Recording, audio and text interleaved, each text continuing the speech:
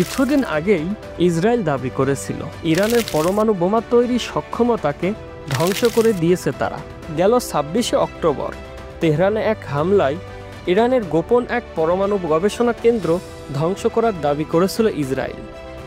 দেশটির কর্মকর্তাদের দাবি, হামলায় ইরানের পরমাণু কর্মসূচি বড় ধাক্কা খেয়েছে। ইসরায়েলের সেই দাবি উড়িয়ে দিয়ে ইরান বলেছিল তাদের পরমাণু কর্মসূচির কোনো ক্ষতি হয়নি, সবকিছু আগের মতোই আছে। এবার জাতিসংঘের পরমাণু পর্যবেক্ষণ সংস্থার রিপোর্টে দাবি করা হয়েছে নির্ধারিত সীমা ছাড়িয়ে ইউরেনিয়ামের মজুদ ব্যাপকভাবে বাড়িয়েছে ইরান। ওই প্রতিবেদনে বলা হয়েছে ৬০% বিশুদ্ধ ১৮২.৩ কিলোগ্রাম ইউরেনিয়াম জমা করে ফেলেছে ইরান। পরমাণু বোমা তৈরির পথে অনেকখানি এগিয়ে গিয়েছে মধ্যপ্রাচ্যের ইরান। পরমাণু অস্ত্র নির্মাণে প্রয়োজন ৯০% বিশুদ্ধ ইউরেনিয়াম, অর্থাৎ পারমাণবিক বোমা তৈরির শেষ পর্যায়ে পৌঁছে গিয়েছে ইরান।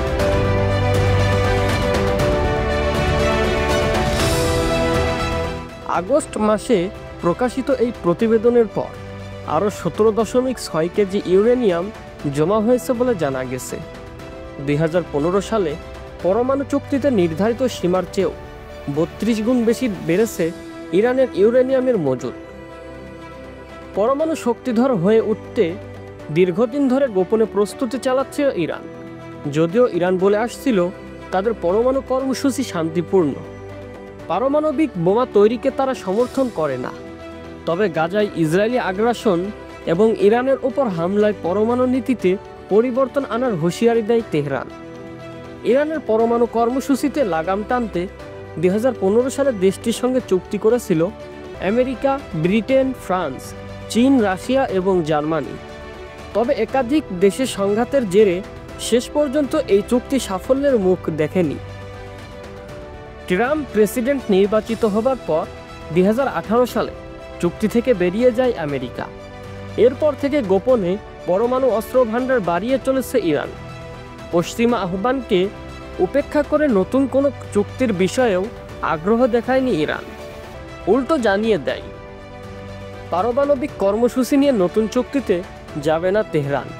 এই পরিস্থিতিতে জাতিসংঘের প্রতিবেদনে অশনি সংকেত দেখতে পশ্চিমারা।